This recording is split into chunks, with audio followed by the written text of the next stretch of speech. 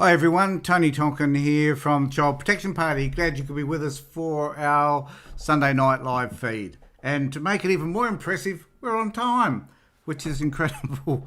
But thanks for being here. This is an opportunity for you to talk to us about the issues that are concerning you in your life. And I'm afraid that I haven't got Avery today sitting in the background checking out everybody's live feeds and sending in links and other stuff that he normally does, because unfortunately Avery is not very well at the moment, and we just wish to send our love and our thoughts to him and hope that he recovers really quickly, because he is a vital component of the Child Protection Party, and we will miss him, and I hope that he's back real soon. Tonight's a bit of a different session, because believe it or not, we're going to talk about trees, growing trees. And Paul Schluter from Victoria is our resident expert in this particular area, and he's going to have a lengthy conversation with us tonight, I think, about the importance of growing trees. And when we were talking about this early last week, it did occur to me that there is a correlation between growing trees and looking after trees and looking after gardens, and the importance that that has in terms of looking after our children and caring for them, and nurturing and nourishing them as well. And that if we nurture and nourish them correctly, and I'm sure Paul will agree with this, then obviously they're going to grow into beautiful, worthwhile, valuable contributors to our society.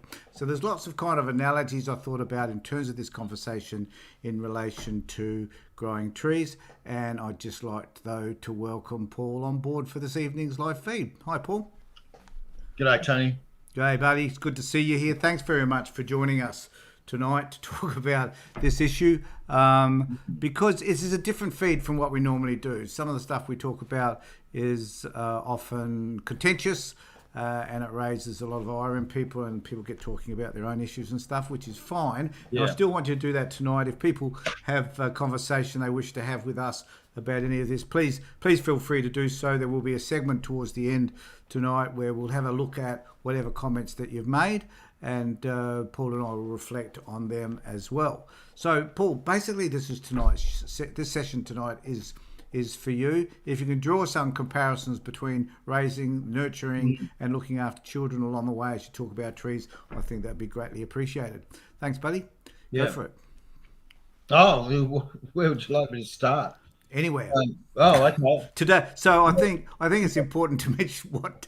Sorry, Paul. I forgot to mention what today is and why this is significant today. So, Okay. Well, so perhaps you could do an introduction around all of that. All right. So today, the 1st of August, is National Tree Day in Australia. So being towards getting close towards the end of winter, it's a time when there's kind of less growth in the environment. So it's a good time to go out and buy some trees, and plant them.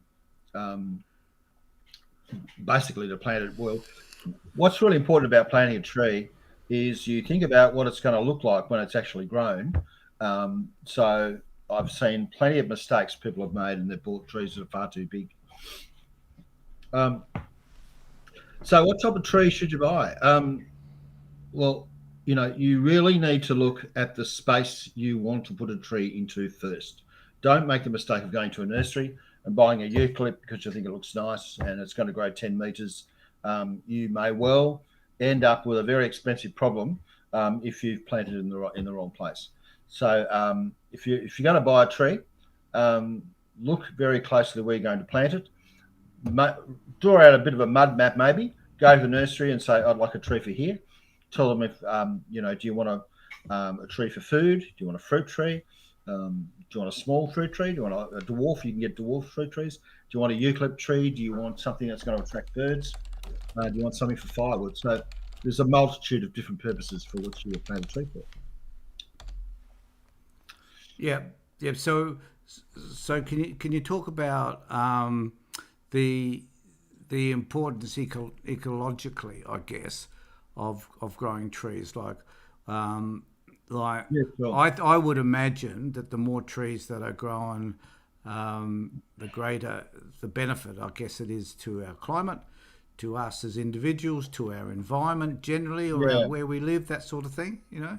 Yeah. Look, I guess you've got to think of what a tree actually does. So we have this large organism that you plant in the ground, and it grows. Now, it can provide wood, it can provide shelter, it can provide habitat, can provide um, food as well, and ultimately, trees provide oxygen, which balances with what animals use.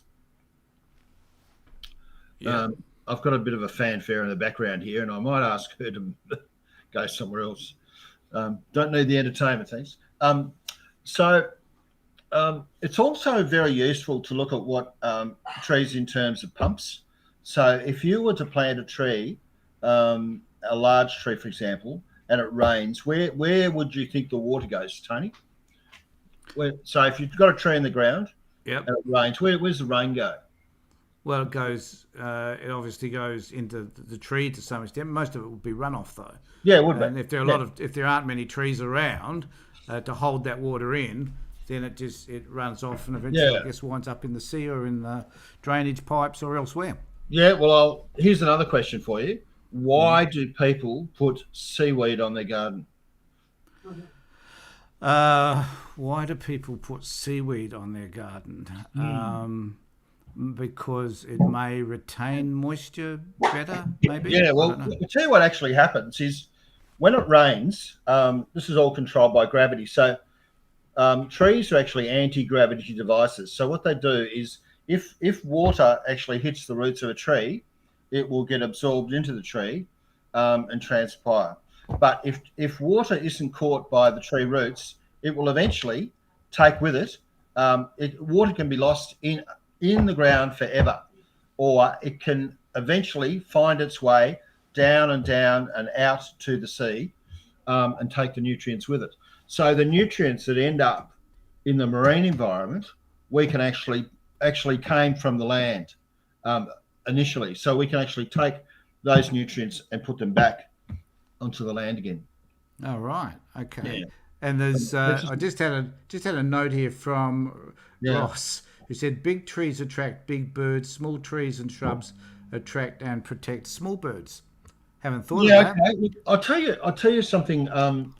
In terms of a pump, trees. If you think of a tree as being a pump for water, but also a pump for nutrients. So, if you were to put, if you have litter, if you have things that break down, if you have leaf litter, whatever that's thrown onto the ground, eventually that breaks down. That's where fungi and mycelium come in. So the fungi is basically an organism in its own little kingdom that breaks down organic matter, and that provides food for plants and animals in the soil. Um, so that food gets sucked up into the tree, which can eventually be rained. So when trees drop their leaves or whatever else, that nutrient that was in the soil actually comes into the tree and lands as litter again. So you can think of trees as pumps for water and pumps for gas for oxygen and pumps for nutrients as well. What do we do? What do we do though? If for many people that are part of what we do here at CPP, Yeah. my experience is some people don't have gardens. Some people have very small gardens. So Yeah. planting a tree perhaps is unrealistic for them. Do you have any other solutions that they could Well, participate in that might you be can helpful? grow. I mean, another really helpful thing to do is just go to your health food shop and buy some mung beans. Um, get a jar, something like that type of size. Put your mung beans in there and rinse them with water, and then after do rinse them a couple of times every day, and you'll find those things will start sprouting and actually eat them. The other thing is just put things in a pot.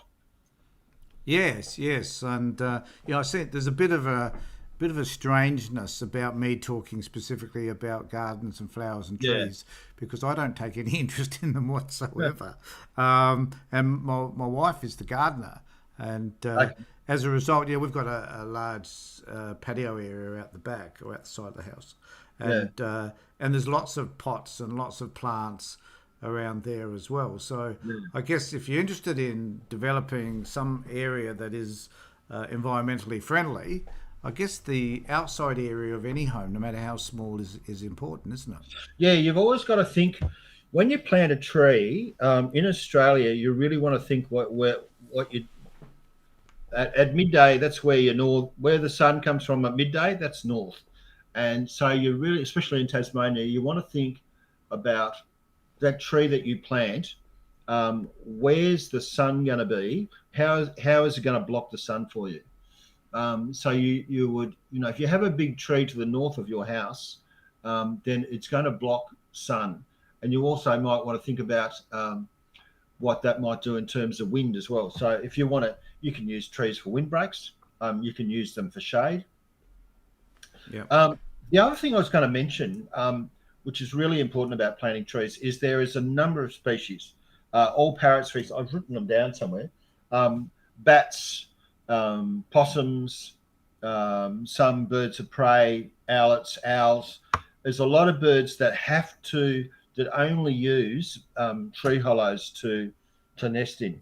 Um, so what birds do when say if you have a nest box, for example, what a mother bird will do will try and find a hole in a tree that she can just fit herself into.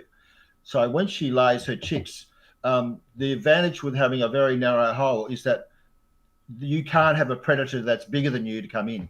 So that's why some of these birds will nest in hollows. So, but what happens with a tree is as it grows, it goes up and it grows out, and as it grows out, so the roots extend and the ground and the stem extends, and so the branches get fatter, get larger, and so the roots go out and out and out.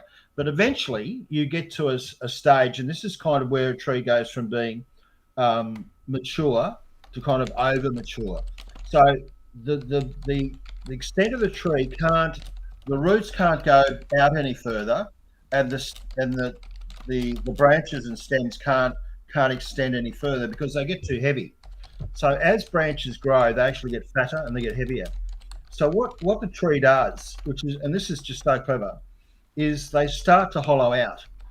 They start to break and they develop hollows. So in a tree branch, you have wood in the middle, which is what we use to build our houses with because it's flexible and strong. And that in older trees that starts decaying and allows the branches to develop hollows in them. So that reduces the weight, right, of the limbs. But what's really clever about that is because the tree can't grow any further and the roots can't go any further, you now get animals and obligate and nesting animals that won't live anywhere else apart from in a hollow or a nest box. They start living in there, and they start bringing their food with them. They start crapping, and they'll manure onto the ground. So that manure will start feeding the roots, Mm-hmm. and so that's how the tree maintains its source of nutrients by encouraging more animal life into the tree. It's a very clever technique. Yeah, yeah, yeah. And it seems to me that there's a lot, I guess, and I guess this is the point you're making today, is that if we all get involved in this, we can make a difference as well. That we can make Well, sure that our environment so is better and improved. well, what's been happening? The why we have to plant tree. I mean, if you look at a tree and you look at a slab of grass, the problem with grass is it is very much a two-dimensional type of vegetation. So it's useful for animals to eat things, but it generally doesn't provide much energy back into the soil or into the air. But trees do. So um, what we need to the big problem with climate change is that through the ages, what we've been doing is we grow produce, we grow trees, we use the products of our trees, and we burn or we eat the fruit and whatever. So the plant and animal balance is balanced. It's there. But what's happened over millions of years is plant products that have built up energy, stored energy, have been deposited under layers and layers of soil and turned into petroleum products.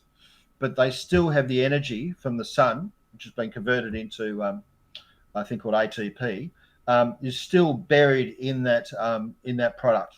Now, when we've got two major processes, one is photosynthesis, and which is an amazing thing.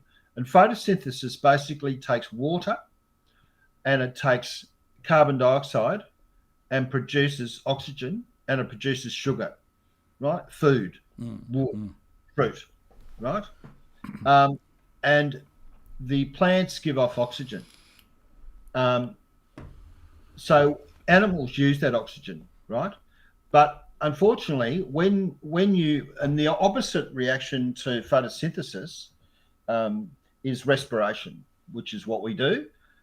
So we take in oxygen and we give off carbon dioxide. If you pull out all the petroleum products that we've discovered, which we can get freely, we don't have to put much energy into it, getting it out of the ground, and we burn it. What that does is gives off huge amounts of carbon dioxide. Carbon dioxide in the atmosphere was 0.03 when I was at school. It is now 0.04. Now, the problem with that, well, I guess one of the good things about a bit more carbon dioxide, it means your plants will grow a bit more. But the big problem with carbon dioxide is now that we have more carbon dioxide in the world, it's like it's actually warming the earth. It's warming the earth up. It's putting a blanket around the earth that warms it up. So those few differences in degrees means that we're now melting polar caps, we're melting glaciers, and we're changing ocean current temperatures. It's only got to change a couple of degrees, but that would mean, for example, in Tasmania, we don't have the cane toad. It wouldn't survive here. But with a couple of degrees change, it will prosper here. There's little countries like Tuvalu, for example, that through no fault of their own have had a sea level rise, and now they're noticing that their land's starting to disappear. They don't have as much agriculture as they used to. And so somehow the world is going to have to provide a bit of land for this country. So that's why it's so important to plant more trees, to soak up that carbon dioxide and get that carbon dioxide out of the environment and stick it into wood and whatever other products you want to grow. Hemp is a great, now being legalized in Tasmania. That's a great product to soak up all this excess carbon dioxide in the atmosphere. And great for other uses apart from smoking. Oh, absolutely. Well, hemp you don't smoke anyway because it doesn't have the. But okay, just to finish off this section, mate, have you any final words that you'd like to, pearls of wisdom you'd like to give to anybody in relation to today? I will. Look, there's a guy by the name of Peter Andrews. He came up with some really zany ideas, and I was traditional. I studied botany at uni, and I studied the traditional the science. And Peter Andrews came up with some really. He was a farmer. He was a thoroughbred breeder who took over a farm. It was in the back of Victoria or New South Wales. I can't really remember. But he thought that people were doing the wrong thing in terms of the way they were looking after the land. He stressed the real importance that we have to, instead of draining all the water out of the land, we need to make the water stay in the land. And once you have a hydrated, well, if you have a hydrated body, you're better, aren't you?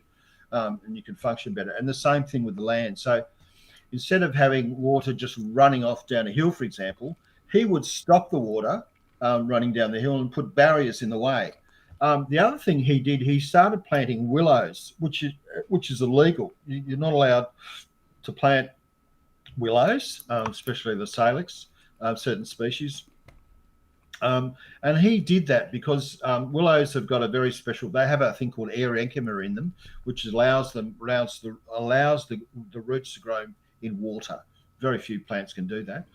The other thing he started doing is planting blackberries, which are great habitat for bandicoots, which we have.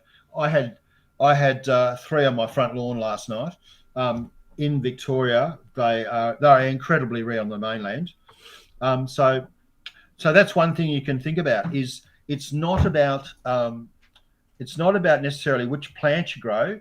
It's the fact that we have more greenery. It doesn't really matter what it is. It can be weeds, it can be blackberries, it can be willows. Now, what I'm saying at the moment is probably illegal by the Noxious Weeds Act, but that's what the world needs. It just needs more greenery. The other thing you might want to think about is your green recycle bin. I've been watching a farmer's podcast today, and getting carbon into the soil is very much related to how much profit you're going to make and how profitable your farm is. Now, we have this company in Tasmania called Viola, and what they do is they collect all the vegetation and plant clippings and grass and whatever else. That is really not a good idea. We got rid of our green recycling bin 10 years ago. All our waste, all our garden waste, all our food waste gets put back into the ground. If you find your clippings and your trees and whatever aren't breaking down quick enough, you can get a shredder or you can just chop them up. I just break limbs up and I just leave them on the ground as litter. So I live just right on the edge of the Meehan Range in Gilston Bay, which is very close to Hobart. And we're doing well. We're starting to encourage a lot of our native wildlife. The other thing I wanted to mention is where I live in Gilston Bay in Tassie is 2 kilometres from where I live is the rarest eucalypt in the world, and it's called Eucalyptus morrisbii. It is functionally there's only 2 places it grows. One is in Gilston Bay, and one is at a place called Calvert's Hill, which is probably 10 kilometres away in a straight line. When I was studying botany, I remember learning about these 2 populations of trees, and I thought, oh, won't it be great? I'll go to Gilston Bay, and a lot of these rare species are quite secret. And we knew when I was studying botany, I knew some of the guys actually knew where it was, and it was a pretty big deal that they were going to take us out in there and see these trees that were rare and all the rest of it. So, but I found out, I made some inquiries about 6 months ago that these trees, these 2,000 trees that used to be there, are now down to half a dozen trees because of the environment has changed. There's more people, there's more bites, there's more desiccation. And so now those trees do not have any flowers or buds anymore.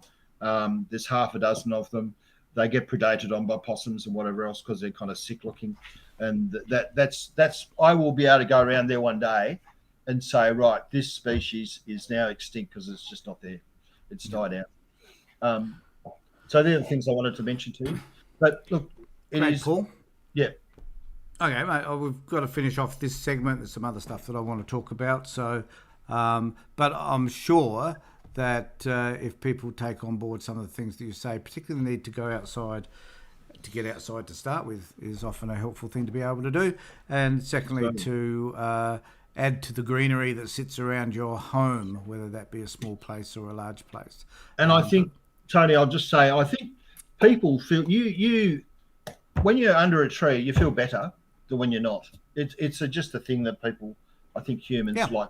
They like to be around. They like to be around nature, don't we? Generally. Yeah. Thanks very much, Paul. Really appreciate that. Look after yourself there in Tassie, and we'll catch up with, particularly Paul, I'll catch up with later on in the week. Thanks, mate. Really appreciate it. Okay. All right. So one of the things that I wanted to talk about was the children in lockdown, and the reason why that arose was that that I hate to say this, but Paul Murray from Sky News talked about this in a very weird way, in that he was advocating that children, that he was calling out to Gladys Berejiklian to ensure that children could go to school, and how important it was for children not to be locked away because of the mental well-being and the suicidal ideation and the other stuff that occurs. Now, that's all true, and I'd like to have a conversation about that. And if there's anybody here that's got some experiences around children and their experiences around mental well-being and stuff, I'd be more than happy to have that conversation with you. But so what I did was I have a YouTube channel which I share with Avery, which is Wise, Witty and Weird, and I had a shot at Paul Murray for the way that he delivered this particularly emotional address to people about kids, and he just feigned sadness and all this sort of stuff, and he was trying to appeal to Gladys's emotional state, I guess, and he failed miserably. But he did remind me of the fact that, and I think he's a bit of a jerk, but he did remind me though about us considering what is happening for kids during lockdown. And I wrote a piece which I'm going to suggest that if any of you get our newsletter, that it will be in my report in that newsletter. And if you haven't got a copy of the newsletter, then I suggest you contact Avery or contact admin@childprotection.party, and we'll send you out a copy of the newsletter. Because there's lots of good stuff in the newsletter about what's happening around the country. We have a lot of contributors to that. And if you wish to contribute incidentally to the newsletter, please feel free to do so. But one of the issues was, how are we managing what's happening for kids? And when I was writing this up today, I started to think a little bit about what services are required. And the issue to me was that many children find themselves in abusive situations, and it is normally the teachers, other people in these kids' lives who would notice that there's something happening to them that needs to be dealt with. So how do we deal with that? How do we engage with children when they're now not meeting with teachers, other people in their lives who could care for them when they're experiencing some form of abuse? Now, I'm not suggesting for a moment these are opportunities to have children removed from their families. They're not. This is about us as a society and as a community being aware enough as to what happens to kids, to have our antennas up so that we can offer some sort of assistance. And when I started to think about this, I started to think, well, what sort of community support is there for kids just to help them and their parents when they're struggling, and particularly when kids are struggling emotionally? Now, a child could be dealing with some suicidal thoughts and whatever, and it may not necessarily mean that there's some traumatic, abusive situation happening for this child at home. It may not mean that at all. The child could be being bullied over the social media or when they go to school, or there could be other issues in their lives that they feel, perhaps about body shaming and a lot of other stuff could be happening for these kids. So what services are available? Well, basically, during lockdown, there's nothing. And I think this is an issue which clearly should be addressed by governments. So to address it, though, we need a range of outreach services. So number one, we need to address when kids are feeling distressed or whatever. And during lockdown, it's harder to identify that. But there are services that can do that. For example, there's Lifeline and there's Kids Helpline, who can at least engage with children when they've made the calls to them. So that's a way by which, even when kids are in lockdown, they can reach out. But what happens when they are able to reach out? What services are available then? And I came to realise that there's very little, if any. So there's no outreach services that goes around, finds out where a kid lives, knocks on the door and provides a therapeutic service or some interaction with somebody that can help, not remove them from the home, not take them to a psychiatric ward, but who can offer a service. There is nothing. And I think that it's really important that we try and engage with governments to encourage them during these times to be able to provide some sort of assistance. In New South Wales, we don't know for how long they're going to be locked down, and we don't know what that's going to look like either. We don't know how it's going to look like for us in the future if we are continually locked down from time to time. So it seems to me that it's really important that we look for ways by which we can build community support for kids so they don't suicide, so they don't suffer extreme mental well-being issues, so they can escape any violence or abusive situation that they're experiencing. So I've got some of these ideas written down in our newsletter. So if you wish to find out a little bit more, please contribute to the conversation.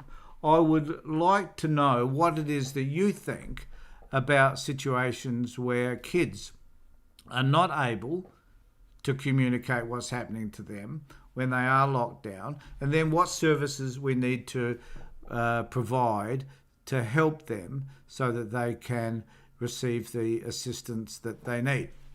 So I just want to thank everybody for being with me tonight. There are quite a few people that came online, and we'd like to remind you a couple of things. Number one is that you can be involved with us. If you wish to have a conversation with us over this sort of, over our sorry, I'll get it right in a second. If you wish to have a conversation with us on our live feeds, then you can contact us at admin@childprotection.party, and we'll get back to you and we'll organise time, and I'll send you the link and you can join us. And if you've got something to say about kids, about your situation, then that's fine. This is a forum to do it. We can also connect with you and do a recording in which I will tidy it up, I'll edit it, and then we can put that on our Facebook and our YouTube page as well.